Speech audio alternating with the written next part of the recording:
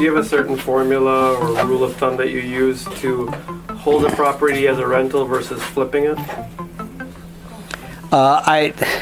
No, not a formula so much as I run my numbers for every single property exactly the same for the rehab part of it. Right, so if it needs renovation on it, I'm gonna make my cash offer. I almost always make multiple offers. So if it's a bank REO and I can only make a cash offer, I'm only gonna make that offer based on a rehab.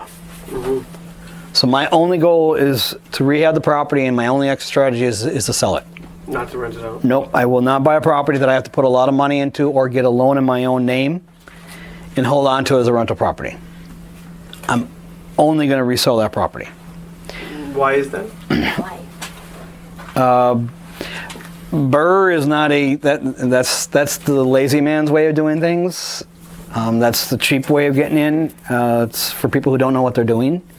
It's an easy way to get started in real estate. It sounds great. It makes those guys a lot of money on all their training that they do with it and the books that they sell on it, and draws people in, but it's not a good long-term strategy. So the more I have to put into the property and the more I have to put up with my credit, the less likely I want to hold on to it. Where I can find a lot of other properties where I don't have to put any money down or very little money into it, and I can get seller financing or take over a loan or lease options and hold on to it for the long term. Okay. So I'm looking more about how I can buy it as opposed to that. Because I got plenty of rental properties and I don't have a single loan in my name. They're all either in somebody else's name or they're on contract for deeds to my entities.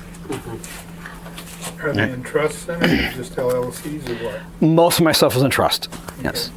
So I put everything I can into a trust, but I can't always get them in a trust for various reasons. So I will always still take the easiest route if the numbers make sense. You put them in different trusts or the same trust? Different. Okay.